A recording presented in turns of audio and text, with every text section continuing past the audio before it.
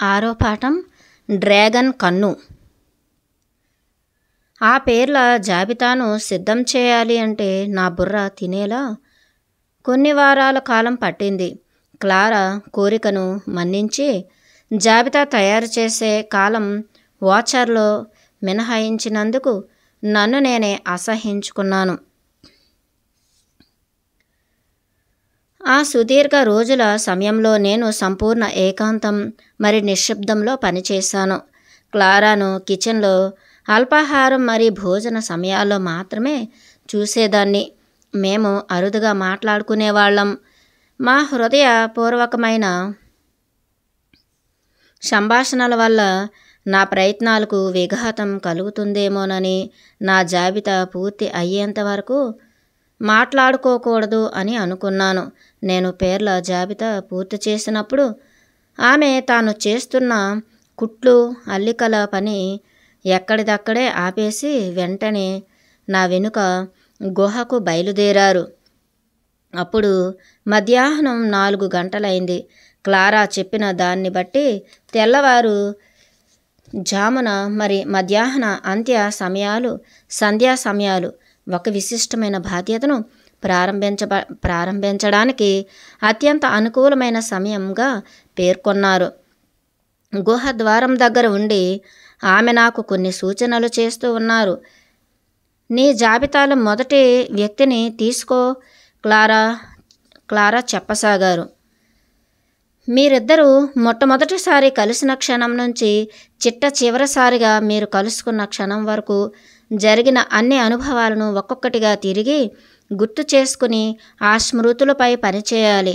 లేదా ఒకవేళ నీకు ఇష్టమైతే నువ్వు చిట్ట చివరిసారిగా అతన్ని కలిసినప్పటి నుంచి ప్రతిగమనం చేస్తూ మొట్టమొదటిసారిగా అతనితో సంబంధం ఏర్పడే కాలానికి వెళ్ళవచ్చు చెప్పింది.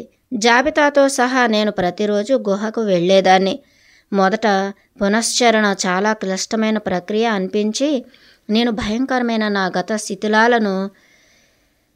గత శిథిలాలను త్రవ్వటంలో దృష్టి సారించలేకపోయేదాన్ని.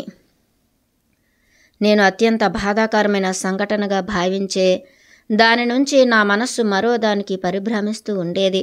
లేదా నేను హాయిగా విశ్రాంతి తీసుకుంటూ లేదా పగటి కలలు కంటూ ఉండేదాన్ని. కానీ కొంతకాలం తర్వాత నా జ్ఞాపకాలలో తిరిగి పొందిన స్పష్టత మరి వివరణలతో అమితాశక్తి చూపించాను.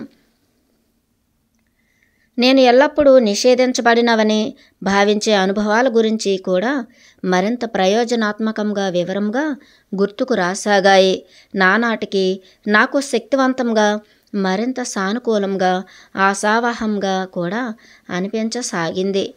కొన్నిసార్లు నేను శ్వాస తీసుకున్న తరువాత శక్తి వెనుకకి తిరిగి నా శరీరంలోకి చిమ్మబడుతున్నట్లు నా కండరాలను వెచ్చగా ఉప్పొంగేలా చేస్తున్నట్లు అనిపించింది.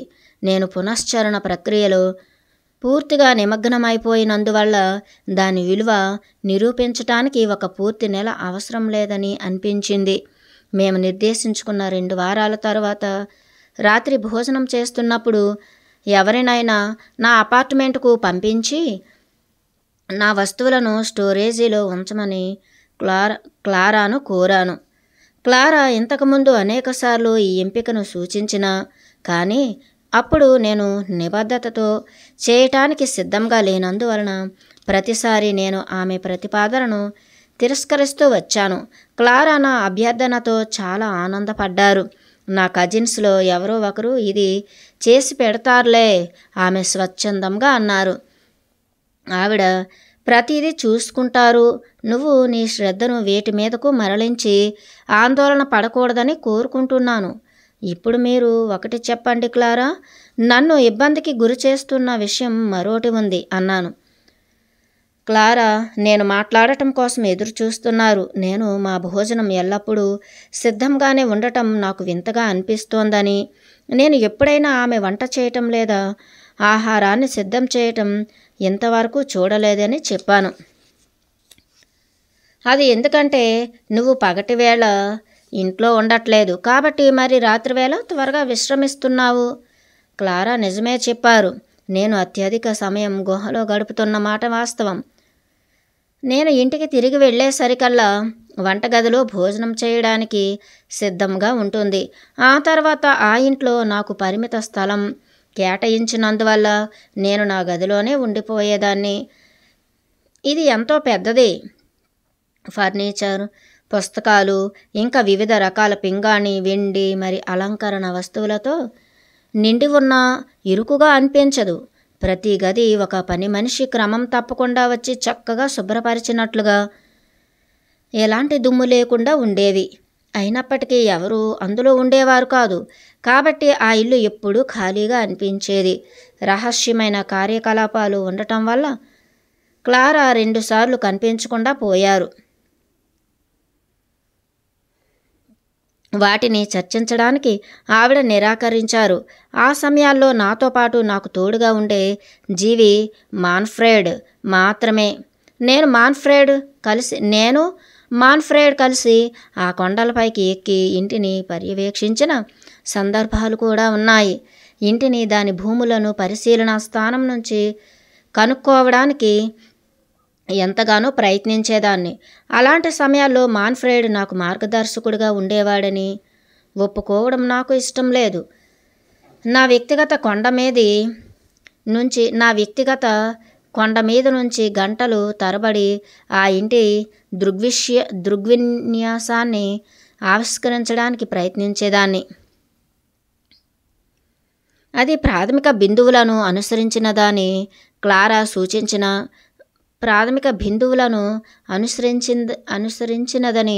క్లారా సూచించిన దిక్సూచితో తనిఖీ చేసినప్పుడు ఆ ఇల్లు కొంత విభిన్నమైన అమరికలు కలిగి ఉన్నట్లు కనిపించింది. ఆ ఇంటి చుట్టూ ఉన్న మైదానాలు అత్యంత కలవరపరిచేలా ఉండేవి. నేను తయారు చేయటానికి ప్రయత్నించే ఖచ్చితమైన మ్యాపింగ్ను అధిగమించి ఉండేవి. నేను ఇంట్లో ఉండి కొలిచినప్పటికన్నా నా పరిశీలన స్థలం నుంచి చూసినప్పుడు భూములు చాలా విస్తారంగా కనిపించేవి. క్లారా నాకు కేటాయించిన ఇంటి ముందర తూర్పు మరి దక్షిణ భాగాలు నేను కాలు మోపటానికి నిషేధించారు. కానీ ఒకేలా ఉండి నాకు అనుమతి ఉన్న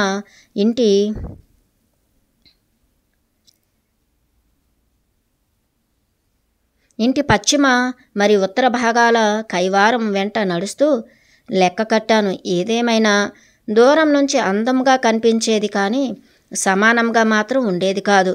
నేను ఈ వ్యత్యాసాన్ని వివరించటానికి అశక్తురాలనయ్యేదాన్ని. ఆ ఇల్లు మరి భూములు లేఅవుట్ గీయాలనే ప్రయత్నాన్ని విరమించుకుని నా దృష్టిని మరో దానిపై ఉంచటం మొదలెట్టాను. మరో అనుమానాస్పద సమస్య క్లారా బంధువులు. ఆవిడ తరచుగా వారిని గురించి పరోక్షంగా చెబుతూనే ఉన్నా నేను ఇంతవరకు వారి వెంట్రుక కూడా చూడలేదు. మీ బంధువులు ఇండియా నుంచి ఎప్పుడు తిరిగి వస్తున్నారు? క్లారాను నేరుగా గురిపెట్టి అడిగేశాను. త్వరలో అని ఆమె జవాబు ఇచ్చారు. ఆమె ఒక చేత్తో అన్నం గిన్నె తీసుకుని చైనీయుల మాదిరిగా పట్టుకున్నారు. ఇదివరకెన్నడూ ఆమె చాప్ స్టిక్స్ వాడటం చూడకపోయేసరికి ఆమె వాటిని నేర్పుగా అద్భుతమైన రీతిలో ఉపయోగించడాన్ని ఆశ్చర్యంగా చూశాను.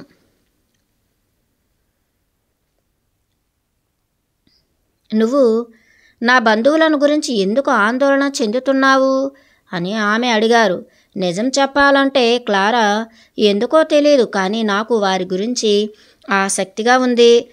ఇంత పెద్ద ఇంట్లో కలవరపెట్టే భావాలు మరి ఆలోచనలతో ఉంటున్నాను. అంటే ఏంటి? నువ్వు అనేది ఈ ఇల్లు నీకు నచ్చలేదా అంది. లేదు, దానికి విరుద్ధంగా నాకు ఇల్లు అంటే ఎంతో ప్రేమ. ఇది చాలా పెద్దగా అద్భుతంగా ఉంది కూడాను. ఎలాంటి ఆలోచనలు, భావాలు నిన్ను కలవరపెడుతున్నాయి? ఆమె గిన్నెను క్రింద పడేస్తూ అడిగారు. కొన్నిసార్లు నేను హాలులో ఎవరో ఉన్నట్లుగా చూస్తున్నాను, లేదా ఏవో మాటలు వినిపిస్తాయి. ఇంకా తరచూ ఎవరో నన్ను గమనిస్తూ ఉంటున్నారు అనే భావన ఉంటోంది కానీ నేను చుట్టూ పరికించి చూడగానే అక్కడ ఎవ్వరూ ఉండట్లేదు.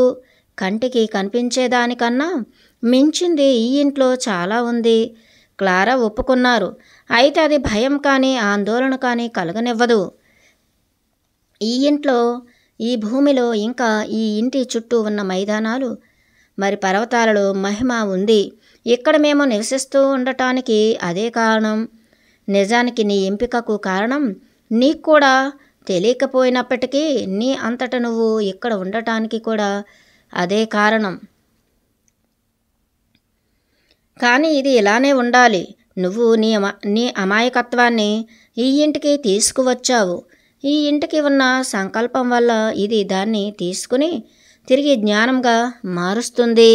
ఇదంతా వినటానికి చాలా అందంగా ధ్వనిస్తోంది క్లారా. కానీ ఖచ్చితంగా వాటి అర్థం ఏమిటి? నీతో మాట్లాడే ప్రతిసారి నువ్వు నన్ను అర్థం చేసుకుంటావనే ఆశతోనే ఆరంభిస్తాను. క్లారా స్వరంలో అసంతృప్తి ధ్వనించింది. నేను నీకు భరోసా ఇవ్వగలను. నా బంధువులు ప్రతి ఒక్కరూ వచ్చి నీతో త్వరలోనో లేదా ఆ తర్వాతనో ఇలాగే మాట్లాడుతారు. కేవలం నీకు అర్థం కానంత మాత్రాన మనం అర్ధరహితంగా మాట్లాడుకుంటున్నామని అనుకోవద్దు అంది. నన్ను నమ్మండి క్లారా, నేను అలా అనుకోవటం లేదు. నేను అలా ఏమనుకోవట్లేదు. ఇంకా మీ సహాయానికి నేను కృతజ్ఞతగా భావిస్తున్నాను. నీకు సహాయపడుతున్నది పునశ్చరణ నేను కాదు. క్లారా నన్ను సరిదిద్దారు. ఇప్పటి వరకు నువ్వు చెప్పినవి కాకుండా ఈ ఇంట్లో గురించి మరింకేమైనా వింత విషయాలు గమనించావా అడిగింది. నా పరిశీలనా కేంద్రం నుంచి మరి మైదానం నుంచి దృశ్య కొలతల్లో ఉన్న వ్యత్యాసాలను చెప్పాను. ఆమె పొలమారే వరకు నవ్వుతూనే ఉన్నారు. ఈ క్రొత్త అభివృద్ధికి నా ప్రవర్తనతో సర్దుబాటు చేసుకోవాల్సిందే అన్నారు దగ్గు తగ్గిపోయాక. మైదానాల నుంచి చూసినప్పుడు సరైన కొలతలు రావట్లేదు ఎందుకని?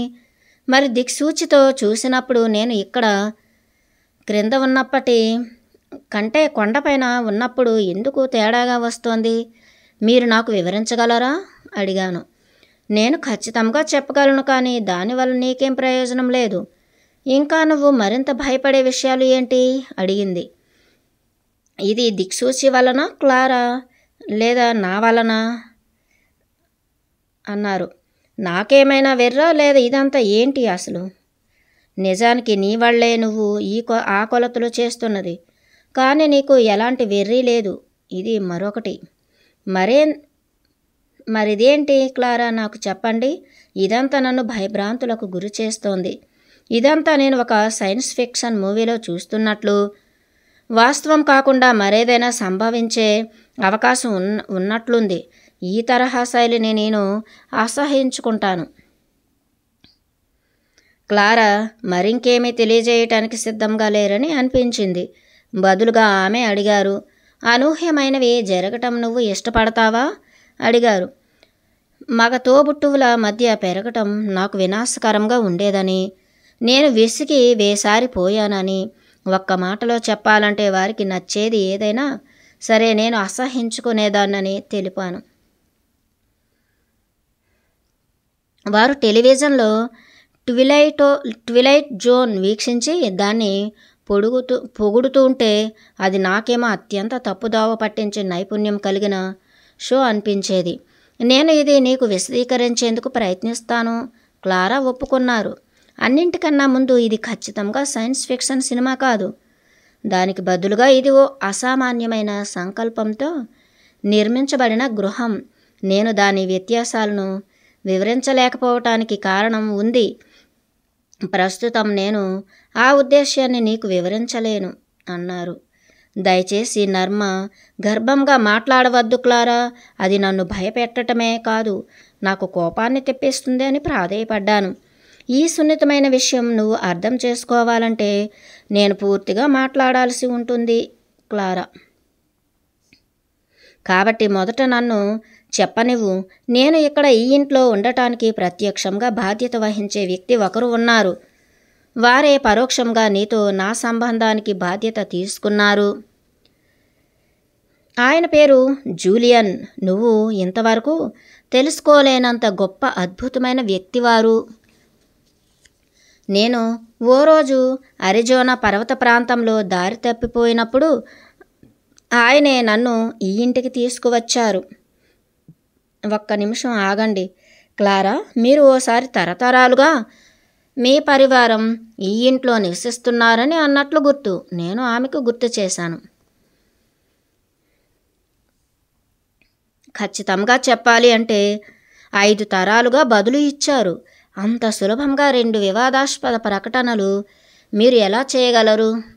నేను పరస్పర విరుద్ధమైన మాటలు మాట్లాడటం లేదు. నువ్వే సరైన అవగాహన లేకుండా విషయాలను నీ పరిమిత దృక్కోణం నుంచి చూస్తున్నావు. వాస్తవంగా ఈ ఇంట్లో 5 తరాలుగా మా కుటుంబం జీవిస్తూ వస్తోంది. కానీ మాది ఓ సిద్ధయోగుల కుటుంబం. ఇది ఎలాంటి కుటుంబమో అలాగే ఈ ఇల్లు, మరి మాన్ఫ్రైడ్ అనే శునకం కూడా అలాంటివే. కానీ నీకు ఇప్పటికే తెలుసుగా, మాన్ఫ్రైడ్ ఓ నిజమైన శునకం కాదు. అన్ని ఇళ్ళలాగే ఇది ఓ నిజమైన ఇల్లు కాదు. నేను చెప్పేది సరిగ్గా అర్థం చేసుకుంటున్నావా, చూస్తున్నావా అన్నారు. నేను క్లారా చెప్పే పొడుపు కథలు విప్పుకునే మూడ్లో లేను. ఆమె చర్చించే విషయం మార్చుతుందని ఆశిస్తూ కాసేపు నిశ్శబ్దంగా కూర్చున్నాను. ఆ తర్వాత నేను మరీ ఎక్కువగా ఆలోచించినందుకు, షార్ట్ టెంపర్తో ఉన్నందుకు సిగ్గుపడ్డాను. మీరు అనేది ఏమీ చూడలేదు అన్నాను చివరకు. మీరు అనేది ఏమీ నేను చూడలేదు అన్నాను చివరకు. ఇదంతా నీకు అర్థం కావాలంటే నువ్వు చాలా మారాలి క్లారా సహనంగా అన్నారు. మరి నువ్వు ఇక్కడ ఉన్నది ఎందుకు అనుకుంటున్నావు? ఖచ్చితంగా మారడానికి, చైతన్య పరిణామం చెందడానికి. మారటం అంటే కారణ శరీరంలో ప్రయాణం చేయటంలో విజయవంతులవటం. అప్పటికి నీకు ప్రతిదానిపై స్పష్టత వస్తుంది. అది ఎలాగైనా చేయాలని తప్పించి వేడుకోగా ఆమె ఈ అనూహ్యమైన పయనం నుదుటిని కుడివైపు నుంచి ఎడమవైపుకు తరలించడమని, ఈ అనూహ్యమైన పయనం నుదుటిని కుడివైపు నుంచి ఎడమవైపుకు తరలించడమని సూచించబడింది. నిజానికి దీని అర్థం ఏమిటంటే మన ఆది భౌతిక తత్వ భాగాన్ని మన దైనందిన అవగాహనలోకి తీసుకుని రావటం అన్నమాట అని వివరించాను. నేను ఇప్పటికే నీకు వివరించినట్లుగా శరీరం మనస్సు అనే ద్వంద్వత్వం ఒక దోషపూరితమైన ద్వైధీభావం. ఆమె కొనసాగించారు. వాస్తవానికి విభజన అనేది మనస్సును కలిగి ఉన్న భౌతిక శరీరానికి మరి శక్తిని నింపుకుని ఉండే ఆది భౌతిక శరీరం లేదా ఇథరిక్ డబుల్కి మధ్య. మన డబుల్ని రోజువారీ జీవిత కార్యాల్లోకి రావటమే కారణ శరీరంలో ప్రయాణం చేయటం అంటే. మరో విధంగా చెప్పుకోవాలి అంటే మన భౌతిక శరీరం దాని ప్రతిరూపమైన శక్తివంతమైన ఆది భౌతిక శరీరం యొక్క చైతన్యాన్ని ఏ క్షణమైతే అనుభూతి చెందుతుందో అప్పుడే మనం అవ్యక్తమైన దాన్ని అధిగమించేశాము అన్నమాట. అప్పుడు భిన్న పరిధుల అవగాహన సంపూర్ణంగా కలుగుతుంది. అలాగైతే మొదట నన్ను నేను మార్చుకుంటేనే నేను దాన్ని అధిగమించగలనంటే నేను ఎప్పటికైనా అది అధిగమించగలనా అని సందేహిస్తున్నాను అన్నాను. నేను నా జీవితాన్ని పునర్నిర్మించుకుంటున్నాను అనే అనుభూతి నాలో లోతుగా స్థిరపడిపోయింది. క్లారా నా కప్పులో కొంచెం నీటిని పోసి పింగాణి కూజాను క్రిందకు దించి నన్ను చూశారు. మారటానికి ఓ మార్గం ఉంది అని చెవులకు ఇప్పటికే అది తెలుసు. అదే పునశ్చరణ. ఒక లోతైన మరి సంపూర్ణమైన పునశ్చరణ ఎలాంటి మానసిక విభ్రాంతి లేకుండా మనలను మనం సమీకరించుకోవడానికి, మనకు కావలసిన విధంగా మార్చుకోవడానికి అనుమతి ఇస్తుంది అని హామీ ఇచ్చారు. మన సాధారణ ప్రవర్తనను అంగీకరించడానికి లేదా అది మనుష్యుల్ని పూర్తిగా వశం చేసుకునే కంటే ముందే ఉద్దేశపూర్వకంగా మనలను మనం మార్చుకోవడానికి ఇది ఒక్క క్షణం విరామం ఇస్తుంది. మీరు మరోలా మనల్ని మనం మార్చుకోగలమని ఎలా అనుకుంటున్నారు? కేవలం వెళ్ళిపో సైతాన్ అంటారా అడిగాను. క్లారా నవ్వి ఓ గుక్కెడు మంచినీళ్లు త్రాగారు. మారటానికి 3 పరిస్థితులు ఎదుర్కోవటం అవసరం. మొదటిది, మన నిర్ణయాన్ని మార్చటానికి మన ఉద్దేశ్యం వినేలాగా బిగ్గరగా ప్రకటించాలి. రెండోది, మనం ఎరుకతో కొంచెం సమయం వరకు సంపూర్ణంగా నిమగ్నమై ఉండాలి. అంటే మనం ఏదో ఒకటి ప్రారంభం చేసి మనకు దానిపై నిరుత్సాహం కలగగానే దాన్ని విడిచిపెట్టేయడం కాదు. మూడవది, పూర్తి విరాగంతో మన కర్మల ఫలాలను వీక్షించగలగాలి. దీని అర్థం మనం సఫలీకృతులు అవుతున్నామా లేదా విఫలమయ్యామా అనే ఆలోచనను వదిలిపెట్టేస్తేనే దానిని పొందగలం. ఈ 3 దశలను అనుసరించినట్లయితే నీలో ఉన్న ఏ అవాంఛిత భావాలు లేదా కోరికలనైనా పూర్తిగా మార్చుకోవచ్చు. క్లారా హామీ ఇచ్చారు. నాకు తెలియదు క్లారా, అనుమానాస్పదంగా అన్నాను. మీరు చెప్పేది వింటుంటే చాలా సరళంగా ఉంది. ఆమెను నమ్మకపోవటం కాదు, నేను ఎల్లప్పుడూ ఆచరణాత్మకంగా ఉంటేనే నమ్ముతాను. ఆచరణాత్మక కోణంలో చూస్తే నా ప్రవర్తనను మార్చివేసే ప్రక్రియ 3 విడతలుగా ఉన్నప్పటికీ అస్థిరమైనదిగా ఉంది. మేము మా భోజనాన్ని నిశ్శబ్దంగా పూర్తి చేశాము. వంటగదిలో వినబడే ఒకే ధ్వని, నీరు లైమ్ స్టోన్ నుంచి అదే పనిగా బొట్లుగా కారటం వల్ల ఫిల్టర్ నుంచి వచ్చే శబ్దం. అది నాకు పునశ్చరణ ప్రక్రియ యొక్క క్రమమైన ప్రక్షాళనకు సంబంధించిన కాంక్రీట్ ఇమేజ్ ఇచ్చింది. హఠాత్తుగా నాలో ఉన్నట్లుండి సానుకూల దృక్పథం కలిగింది. బహుశా ఎవరిని వారు మార్చుకోవడం సాధ్యమేనేమో. ఒక ఫిల్టర్ నుంచి నీరు చుక్కగా పరిశుద్ధమైనట్లు మనం కూడా ఓ ఆలోచన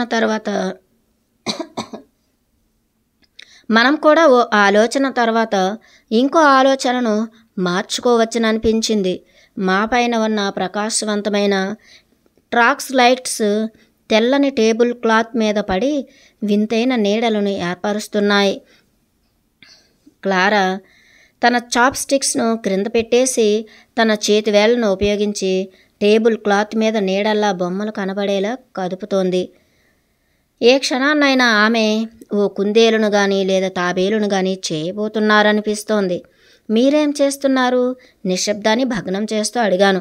ఇది ఒక రకమైన సమాచారం అనుసంధానం చేసే విధానం. అయితే ఇది వ్యక్తులతో కాదు, శక్తులతో సంభాషించే విధానం. దాన్నే మనం సంకల్పం అంటాం కదా. ఆమె చూపుడు వేలును, చిటికెన వేలును మాత్రం పొడిగించి బొటన వ్రేలుతో మిగిలిన వేళ్ల కొనలను తాకుతూ వృత్తాన్ని తయారు చేశారు. ఇది ఆ బలం యొక్క దృష్టిని ఆకర్షించడానికి ఓ సంకేతమని ఆమె తెలిపారు. ఆ బలాన్ని మన వేలి కొనల్లో ఉండే శక్తి పంక్తుల ద్వారా శరీరంలోకి ప్రవేశించడానికి లేదా బహిష్కరించడానికి అనుమతిస్తాము. చూపుడు వేలు మరి చిటికిన వేలును యాంటెనాల పొడిగించినట్లయితే శక్తి ప్రవేశిస్తుంది వివరించారు. మళ్ళీ ఆ సంజ్ఞ చేసి చూపించి అప్పుడు ఆ శక్తి మిగతా 3 వేళ్లతో చేసిన వృత్తంలో చిక్కుకొని అలాగే ఉంచబడుతుంది అన్నారు. ఈ ప్రత్యేక కరముద్రతో మనం సరిపోయేంత శక్తిని శరీరంలోకి తీసుకుని దాన్ని స్వస్థత చేకూర్చడానికి లేదా శక్తివంతం చేయడానికి లేదా మన మనోభావాలు మరి అలవాట్లు మార్చుకోవడానికి అనుమతించవచ్చు. సరే పద, లివింగ్ రూమ్లో వెళ్ళి కూర్చుందాం. అక్కడైతే మరింత సౌకర్యవంతంగా ఉంటుంది. నీకు ఎలా ఉందో తెలియదు, కానీ నాకు మాత్రం ఈ బెంచ్ మీద ఎక్కువసేపు కూర్చోవటం ఏమాత్రం సుఖంగా లేదు క్లారా అన్నారు. క్లారా లేచి నిలబడ్డాక మేము చీకటిగా ఉన్న వెనుక ద్వారం నుంచి ప్రధాన గృహం ఉన్న లివింగ్ రూమ్కు చేరుకున్నాం. నేను ఆశ్చర్యపడేలా గాసోలిన్ దీపం అప్పటికే వెలుగుతూ ఉంది. ఆర్మ్ చైర్ ప్రక్కన మాన్ఫ్రైడ్ నిద్రపోతూ కనిపించాడు. నేను ఎప్పుడూ ఆమెకి ఇష్టమైనదని భావించే ఆర్మ్ చైర్లో క్లారా సౌకర్యవంతంగా సర్దుకు కూర్చున్నారు. ఒక చిన్న వస్త్రంపై కుట్టు పని చేస్తూ మధ్యలో వదిలిపెట్టిన దాన్ని చేతుల్లోకి తీసుకుని జాగ్రత్తగా మరిన్ని కుట్లు వేశారు. వస్త్రంలోకి సూదిని పంపి తన చేత్తో హుందాగా పూర్తిగా కదిలించి దాన్ని బయటకు లాగారు. ఆవిడ కళ్ళు స్థిరంగా పని పట్ల పూర్తి నిబద్ధతతో ఉన్నాయి. నాకు ఈ శక్తివంతమైన మహిళ కుట్టుపని చేయడం అసాధారణంగా అనిపించటంతో పాటు ఆమె హస్తకళను చూడాలన్న ఆసక్తితోనూ ఓసారి అటు చూశాను. క్లారా నా ఆసక్తిని గమనించి నేను చూడడం కోసం వస్త్రాన్ని పైకి జరిపారు. అది ఒక దిండు కవరు. రంగురంగుల పువ్వులపై సీతకొక చిలుకలు వాలినట్లు ఉన్నాయి. అది నాకు చాలా ఆడంబరంగా ఉన్నట్లు అనిపించింది. తన పని పట్ల నా విమర్శనాత్మక అభిప్రాయాన్ని గ్రహించినట్లుగా క్లారా చిరునవ్వు నవ్వారు. నువ్వు నా పని చాలా అందంగా ఉందని గాని, లేదా నా సమయాన్ని వృధా చేసుకుంటున్నానని గాని చెప్పవచ్చు. మరో కుట్టు వేసి ఆమె అన్నారు. కానీ అవేవి నా అంతర్ ప్రశాంతతను ప్రభావం చేయలేవు. ఈ వైఖరినే నీ విలువను తెలిసి ఉండటం అని అంటారు. కానీ అవేవి నా అంతః ప్రశాంతతను ప్రభావం చేయలేవు. ఈ వైఖరినే నీ విలువను తెలిసి ఉండటం అని అంటారు. ఆవిడ ఇంతకీ నా విలువ ఏమిటని అనుకుంటున్నావు అని ఓ అలంకారప్రాయమైన ప్రశ్నను సంధించి తానే సమాధానం చెప్పుకున్నారు. ఖచ్చితంగా శూన్యం అంది. నా అభిప్రాయం ప్రకారం ఆవిడ ఓ అద్భుతమైన, అత్యంత స్ఫూర్తిదాయకమైన వ్యక్తి అని చెప్పాను. తనకు విలువ లేదని ఆమె ఎలా అనగలుగుతున్నారు? ఇది నిజంగా చాలా సులభం. ఎప్పటి వరకైతే అనుకూల మరి ప్రతికూల శక్తులు రెండు సంతులనం ఉంటాయో అప్పుడు అవి రెండు రద్దుగా బడి నేను కేవలం శూన్యంలా పరిపూర్ణంగా మిగిలి ఉంటానని అర్థం. అంటే దీని అర్థం ఎవరైనా నన్ను విమర్శించినప్పుడు కలత చెందటం, లేదా ప్రశంసించినప్పుడు ఆస్వాదించడం లాంటివేవీ ఉండవు అని. క్లారా సూదిని పైకెత్తి వెలుగు తక్కువగా ఉన్నందువల్ల త్వరగా ముడివేశారు. ప్రాచీన చైనా జ్ఞానులు నీ విలువ తెలుసుకోవడానికి డ్రాగన్ కళ్ళ నుంచి చూడాలి అని అంటుండేవారు. దారం యొక్క రెండు కొసలు దగ్గరకు లాగి కలిపి ముడివేస్తూ అన్నారు ఆమె. ఆ జ్ఞానులు అనంతమైన అవిదిత జ్ఞానానికి, అద్భుతమైన కాంతితో ప్రకాశించే ఏకలతో ఉండే ఒక భారీ డ్రాగన్ రక్షణగా ఉంటోందని నమ్మేవారు.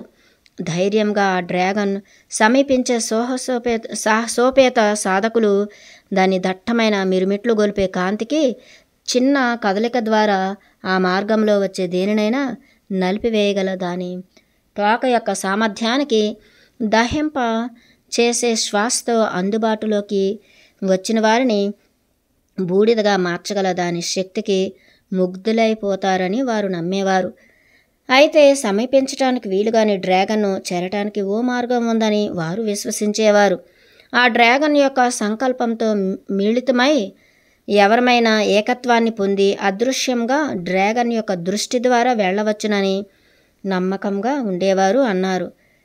అంటే దాని అర్థం ఏమిటి క్లారా అని నేను అడిగాను. పునశ్చరణ ద్వారా మనం ఆలోచన, మరి ఆకాంక్ష లేదా భావన ఏమీ లేకుండా శూన్యం కావచ్చు.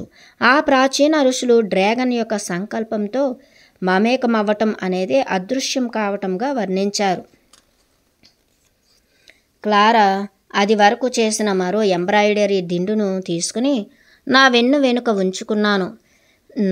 నా మనస్సు శుద్ధి చేసుకోవటానికి అనేక లోతైన దీర్ఘశ్వాసలు అవసరమయ్యాయి. ఆమె చెప్పేది అర్థం చేసుకోవాలని కోరుకున్నాను. కానీ ఆమె చైనా ఉపమానాలు ఉపయోగించి వివరించడం వల్ల నన్ను మరింత గందరగోళానికి గురి చేశారు. ఆమె చెప్పే ప్రతి విషయంలో ఎంత ఆవశ్యకత, ప్రాముఖ్యత ఉంటుంది.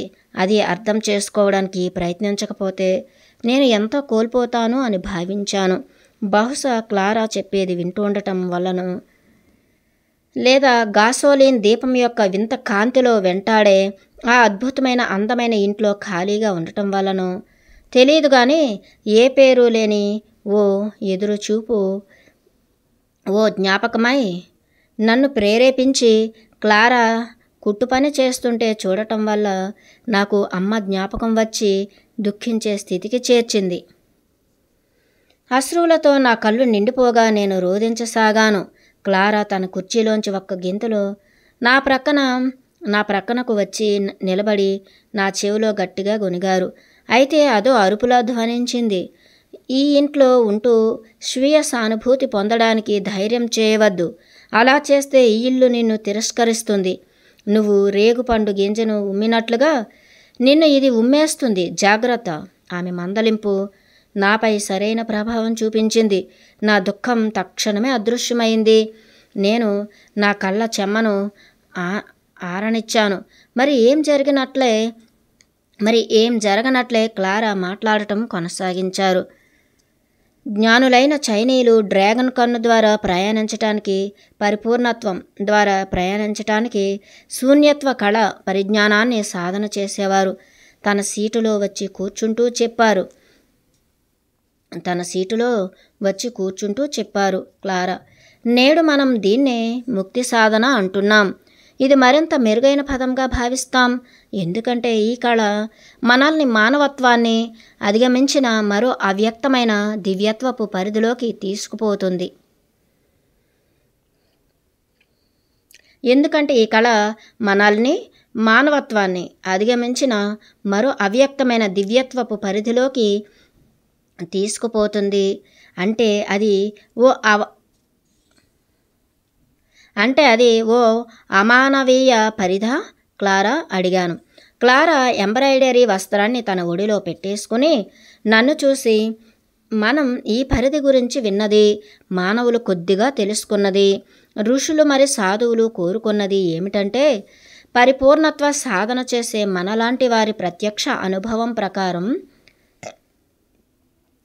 దీనిని గూర్చి ఇప్పటి వరకు తప్పుడుగా చిత్రీకరణ చేశారు. మన అనుభవంలో మానవత్వం అనేది ఆ ఉన్నత పరిధి కోణంలో ఏ ప్రాముఖ్యత లేనిది. ఆ పరిధి యొక్క విస్తృతిలో అది దాని ఉనికిని కోల్పోయింది అన్నారు. క్లారా, ఒక నిమిషం ఆగండి. ఆ ప్రఖ్యాత ఋషుల సమూహం ఈ అమర చైనీయుల గురించి ఏమి అంటున్నారు? మీరు చెప్పే మార్గంలో పయనించి వారు ముక్తిని పొందగలిగారా? మేమనే విధంగా కాదు. మాకు ముక్తి అంటే మానవత్వం నుంచి స్వేచ్ఛ క్లారా అన్నారు. మాకు ముక్తి అంటే మానవత్వం నుంచి స్వేచ్ఛ క్లారా అన్నారు. అమర చైనీయులు వారి అమరత్వ పురాణాలలో చిక్కుకుపోయారు. జ్ఞానులై ఉండి విముక్తులై కూడా ఇతరులకు మార్గనిర్దేశం చేయటానికి భూమిపైకి తిరిగి వస్తూనే ఉన్నారు. వారు జ్ఞానులు, సంగీత కళాకారులు, మరి అతీంద్రియ శక్తులను కలిగి ఉన్నవారు కూడా. వారు సత్ప్రవర్తన కలిగిన విచిత్రమైన సాంప్రదాయ గ్రీకు దేవతల వంటి వారే. నిర్వాణం కూడా మానవత్వ స్థితే. ఇందులో ఆనందం అనేది శరీరం నుంచి స్వేచ్ఛను పొందడం. క్లారా నన్ను పూర్తిగా నిశ్చేష్టురాలను చేయటంలో సఫలీకృతురాలయ్యారు. నా జీవితం అంతా మానవత్వ ఆర్ద్రత మరి అవగాహన లేని దానినని నిందించబడ్డాను. నిజానికి ఇంతవరకు ఎవరూ గ్రహించని అత్యంత కఠోర హృదయం గల జీవిగా పేర్కొనబడ్డాను అని నేను ఆమెకు తెలిపాను. ఇప్పుడు క్లారా స్వేచ్ఛ అంటే మానవ కరుణ నుంచి స్వేచ్ఛ అని అంటున్నారు. మరి నేను దేన్నైతే ఎల్లప్పుడూ అత్యంత కీలకమైనదేదో నేను పొందలేదు అని బాధపడేదాన్నో అదే. మళ్ళీ నేను స్వీయ సానుభూతి యొక్క అంచున సజల నయనాలతో ఉన్నాను. క్లారా ఈసారి నా సహాయం కోసం మళ్ళీ వచ్చారు. మానవత్వం నుంచి స్వేచ్ఛ అంటే అర్థం ఆర్ద్రత, కరుణ లేకపోవటం అనుకోవటం కంటే వెర్రితనం మరోటి ఉండదు అన్నారు. అయితే స్వేచ్ఛకు మీరు నిర్వచించే అర్థం నాకు అనూహ్యంగా ఉంది క్లారా. నాకు ఖచ్చితంగా తెలియదు, కానీ దానిలో ఏ భాగం ఉండాలో నేను పట్టుపట్టాను. నాకు ఖచ్చితంగా తెలుసు, దాని ప్రతి భాగం కావాలి. ఆమె జవాబు ఇచ్చారు. నీ మనస్సు దాన్ని గ్రహించలేకపోయినా నన్ను నమ్ము, అది ఉంది. నాపై నమ్మకం ఉంచు. నేను ఈరోజు నీకు చెప్తున్న దాన్ని నువ్వు ఏదో ఓ రోజు వేరే ఎవరికో ఖచ్చితంగా బోధిస్తావు. బహుశా నువ్వు ఇవే పదాలు ఉపయోగిస్తావు కూడా. జరగబోయేది ఖచ్చితంగా తనకు తెలుసునన్నట్లుగా ఆమె నన్ను చూసి కన్ను గీటారు. నువ్వు పునశ్చరణ కొనసాగిస్తూ ఉన్నప్పుడు మానవత్వానికి అతీతమైన ఉన్నత పరిధి యొక్క ప్రవేశ ద్వారం నీకు సాక్షాత్కరిస్తుంది. క్లారా చెప్తూనే ఉన్నారు. అదే డ్రాగన్ కన్ను ద్వారా నువ్వు పయనించడానికి ఆహ్వానం. దీన్నే మనం కారణ శరీరయానం అంటాము. వాస్తవానికి విస్తృతమైన అగాధం నుంచి మరో ఉన్నత పరిధిలోకి అధిగమించడం అనివార్యం. దీన్ని వర్ణించడం అసాధ్యం. మనిషి దీనికి కొలమానం కాదు. నేను భయంతో స్థాణువైపోయాను. క్లారాను తేలికగా తీసుకునే ధైర్యం చేయలేదు. తాను ఎప్పుడు ఏం మాట్లాడుతుందని నేను ఊహించలేను. అదే ఆవిడ. మానవత్వాన్ని అధిగమించడం అనే ఆలోచన ఓ అగాధంలోకి దూకడం కన్నా మించి భీతి గొల్పుతోంది. నాకు ఆ ప్రవేశ ద్వారం ఎప్పుడు కనిపిస్తుందో ఆమెకు తెలుసేమో అని ఆమెను కనుక్కుందాం అనుకునేలోగా తన వివరణను ఆవిడ కొనసాగించారు. ఈ విషయంలో సత్యం ఏమిటంటే ఆ ప్రవేశ ద్వారం నిత్యం మన కళ్ళ ముందే ఉంటుంది. కానీ ఎవరి మనస్సులు ప్రశాంతంగా, ఎవరి హృదయాలు తేలికగా ఉన్నాయో వారే దానిని దర్శించటానికి, దాని ఉనికిని అనుభూతి చెందటానికి అర్హులు. దానిని ప్రవేశద్వారం అని పిలవటం ఉపమానం ఏమీ కాదు. అది నిజంగా కొన్నిసార్లు ఓ సాదా తలుపులాగే కనిపిస్తుంది. ఒక నల్లని గుహ, ఒక మెరుపు లాంటి కాంతి, లేదా ఓ డ్రాగన్ యొక్క కన్ను కూడా కావచ్చు. ఈ కోణంలో ఆది ఋషుల యొక్క ఉపమానాలు వివరణ ఏం లేవు. ప్రాచీన చైనా సాధకులు విశ్వసించే మరో విషయం ఏమిటంటే ఒక ప్రశాంతమైన ఉదాసీనతకు చేరుకున్నట్లుగా భావించటమే అదృశ్యం అవటానికి కారణం అని తెలిపారు. ప్రశాంతమైన ఉదాసీనత అంటే ఏమిటి క్లారా అన్నాను. నాకు నేరుగా సమాధానం ఇవ్వకుండా నువ్వెప్పుడైనా పందెం కోళ్ల కళ్ళను చూసావా అని ఆమె అడిగారు. నా జీవితంలో ఇంతవరకు పందెం కోడినే చూడలేదు అని చెప్పాను. పందెం కోడి పుంజు కంటి చూపును మరే మనిషిలోనూ లేదా జంతువుల్లోనూ చూడలేం. ఎందుకంటే మిగతా జీవులు కళ్ళు ఆర్ద్రతకు, కరుణకు, ద్వేషానికి, భయానికి ప్రతిబింబాలు.